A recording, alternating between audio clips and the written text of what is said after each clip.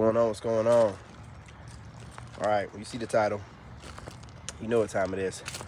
We're gonna talk about these covert narcissists. The most cowardly, bitch ass of narcissists, okay? These cowards, man. They move different, they move funny, right? We'll talk about how they move funny. I really don't even like calling them a narcissist. They're really just like a bottom feeder. Like if there's a classification of narcissists, this is like the bottom, barely classifiable as a narcissist because whatever, they got the traits of it, but they're just so sneaky and cowardly, right? All right, so let's get started. These people are sneaky, man, like I just said, and they're passive aggressive as hell, man. Like they'll have all kind of issues that they don't resolve or, you know, go inward and fix or nothing. They'll just like let them stack up, blame everybody else. And you won't be noticing it in the beginning because most of the time, it may be just me, but I'm not gonna hold y'all too long, by the way. Maybe it's just me, but when you first meet them, they're kind of like a collapsed narcissist when you first meet them, right? Like, I don't know, maybe it's just me. When I've met them, they're always collapsed, you know what I mean? And then they seem so pathetic when they're collapsed. You just feel so sorry for them that you're just like, all right, well, how can I fix them? How can I get them up and going? And then you get them up and going, and then that's when, you know, that full covert comes out, you know? Narcissism comes out, man. You should have left them where you found them at. They were there for a reason, right? But it's weird about them too. Like, second thing I got on my list, everybody they hate, they stalk. Like, they claim they hate somebody or they dislike somebody, but they're always watching that person. Like, I've always noticed, like, they be looking at their Facebook or social media. If I don't even if I like somebody, I'm not looking at their stuff. I'm too busy working, so they find time to stalk people. It's a covert narcissist. Maybe the other narcissists do it too, but these coverts, they stalk like crazy, like all day long. Like I'm being gang stalked right now by an ex in the family. You know what I'm saying? So it's just like constant stalking. You know, and they claim that they don't like these people, but they're always watching them. Like, why are you watching people that you don't like? That you know is going to cause you to possibly get upset or be bothered or whatever, but be watching these people all the time. It makes no sense, but it's something these cowardly, covert narcissists do, right? Okay, and we're going to caveat off of that. You know, they low-key, you know what I'm saying, they hate you. They obsessively talk about you behind your back. And what they could do, instead of talking about you behind your back, is bring this up in a conversation, like a real conversation, to you and hash it out so y'all can, you know, speak each other's side and come to an agreement. They don't want to do that because they don't want to think if they're wrong. They don't want to deal with their problems. They just want to blame somebody else and keep it cowardly and just keep, you know, stacking more issues on top of issues on top of issues. People are crazy, man. You know what I'm saying? Yeah. So instead of talking to you about it, they'll get on the phone and talk to the minions, you know what I mean, the flying monkeys about it, go into detail the way that they should be talking to you about it. They'll get on the phone and talk to another narcissist about it, or some karmic, you know what I mean, that they think's on their side but really playing them or whatever, you know what I mean? And they could be having that conversation with you, but it's not about having the conversation and resolving the issue. It's about, you know, slandering your name and talking junk about whatever it was and getting their side to somebody else. Not about fixing it. Ain't never about fixing it. These people are your biggest ops, man. These covert narcissists, you see the overt ones and the grandiosos, you can tell those, man. They stand out in the crowd. These people, though, they go out of their way to be chameleons and fake and then sneak and get into your life, and they hate your guts. You know, your biggest op. They're your biggest op living right underneath you, man. I mean, they'll sabotage all your plans. Like, they have the intuition enough to see your light and see that you got something going on, and they will sabotage your plans, you know, without you noticing. You don't even know they're doing it to sabotage you. You think it's just stuff that they just keep happening. No, random stuff like that don't keep happening to regular people. No. No, these people are causing this stuff to happen. Because they can't, see, the whole thing is they can't let you outshine them. So what they got to do is when they start seeing you about to shine, they got to start causing some type of problem. They don't care what it is. They'll set the house on fire. They'll set the house on fire. And then some kind of way blame it on you. Oh, you wasn't home and you know, I just thought that I just, I don't know, set the curtain on fire and, because you're, you know, be something crazy like that. And you'd be like, man, that beat is in my ear. Okay. But, beat is with my ear. Blew out. But yeah, you know what I'm saying? Like, the distractions that they'll start, man, it'll be some of the craziest stuff you ever heard of, man. You're just a regular person trying to get through your life. You're not used to this kind of craziness. And these people are used to it. They grew up with it. So they're just reflecting what they grew up with. So they'll just do I'm talking about like burn the house down, take the car, you know, run it off the road, you know what I'm saying? Disappear. After a snowstorm, come back. Be like, where you come? Neighbor dropped me off. Where's your car? I had to leave it on the side of the road. It broke down on me.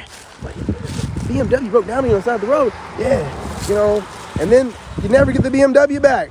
Oh, it just never comes back. The car's gone. Never came back. $8,000 car. That's the kind of stuff they do.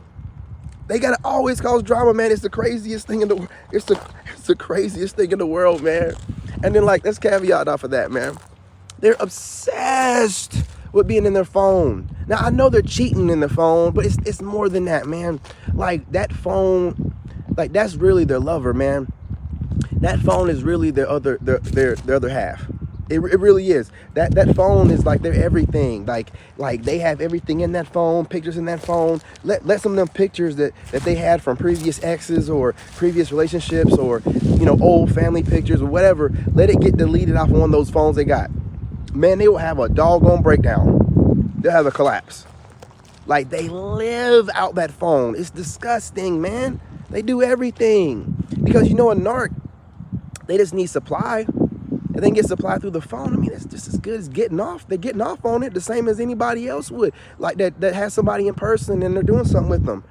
They get off on that kind of stuff. So it's just like, all right, narcissist supply, okay. You know what I mean? The phone. It's the phone. So, like, these coverts, I guess all the narcs do it, but these coverts, man, the phone, like, you'll never meet somebody that is in their phone as much as these people. You'll never in your life, and they're weirdly in their phone. And then it don't matter if they're claiming they're not cheating or not. If you get their phone, if you grab it, they're gonna tense up. They're gonna oh shit, and it's gonna get quiet. Like, all the air's out the room.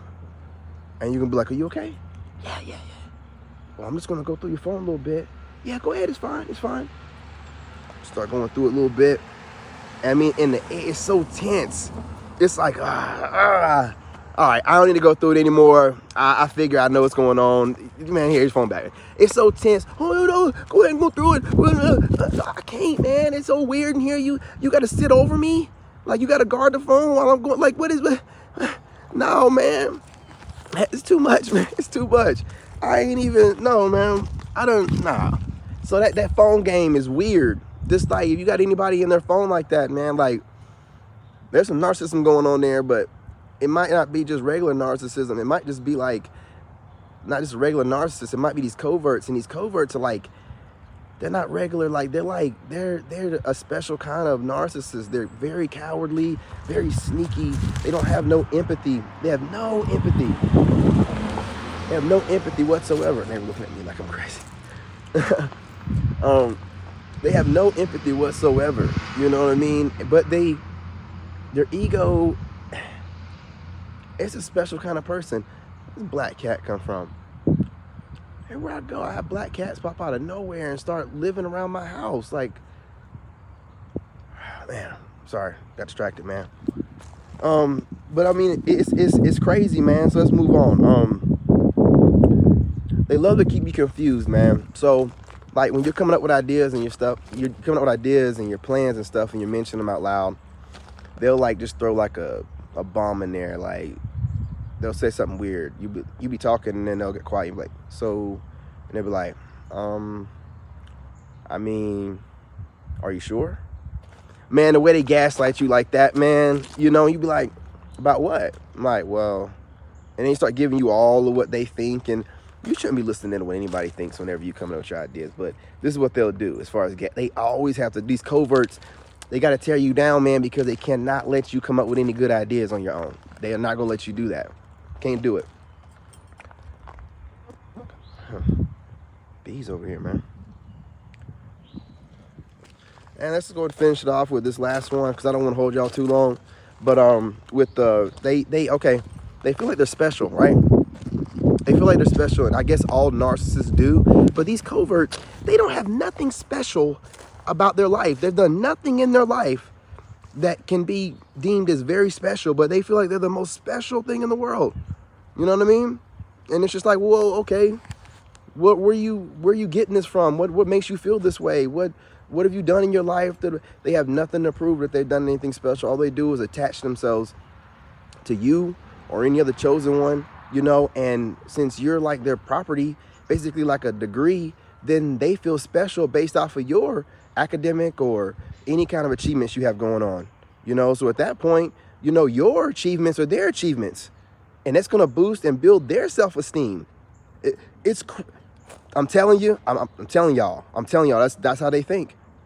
Like, that's how they think, right? And you're just like, these people are the most bland, no style having, and then they just sit there and absorb your style and just like build off you and, you know, mimic you and, you know, anyone else they got around them, and then they think that they're somebody. It's crazy. And then based off of that fake character they built, they'll be like, well, I'm somebody, I need somebody better than this. And then they'll start grooming somebody, and then next thing you know, they'll start acting strange, and, you know, and they might do the coverts, I believe, do the reverse discard the most. And the reverse discard is when they get you to discard them, even though they've already discarded you, and they're treating you like you're no longer with them, but they're still in your presence. So what they're trying to do is piss you off enough, because they're too cowardly to do it on their own, to just go ahead and break up so they can go and do what they want to do, so they can still play victim and be like, well, I don't know why he did it, I don't know. You broke rules, motherfucker. You broke rules that you knew you should have never broken. You know what I'm saying? There's certain lines you can't cross. When you cross those lines, and then you try to, they're so crazy. The covert is almost like a serial killer with the way that they come up with these plans to execute, to get out of situations, to move into new ones. I'd rather take the overt or whoever that just does it blatantly over these people that go through this elaborate, and you just, man, when they're coming up with the plans to do all this crazy stuff about the discarding and the what, when they're getting ready, you're just sitting there like, man, no, you know, because they don't know that you can, you know, your intuition and your discernment is like, it's peak, it's mint. So you're just watching this person just like come up with this goofy story to get up out of there, to set this discard up, and you're just like, all right. Okay, I want to do this. All right, we'll do it, man. What do you mean? They think they're smarter than you, based off of nothing. All right, man, let's do it. All right. And then you'll, maybe like I did, tell them what you're going to do. All right, you're going to do this. You're going to leave. You're going to say you're going to be gone for a week. You're going to be gone for over a month. You know, you're going to be gone for a month because I was gone for a month and my mom died, and you're going to use that as a reason for, well, you'd be able to go on for a month and blah, blah, blah. And, you know, what do you do? And then what does it play out? Exactly what you said. You know, they have no, it's just, man, you can't make this stuff up. These people are basic. But I done held y'all way too long. I appreciate you staying here this long. And this is why I believe that the covert narcissist is the most cowardly, bitch-ass narcissist out there. Love y'all.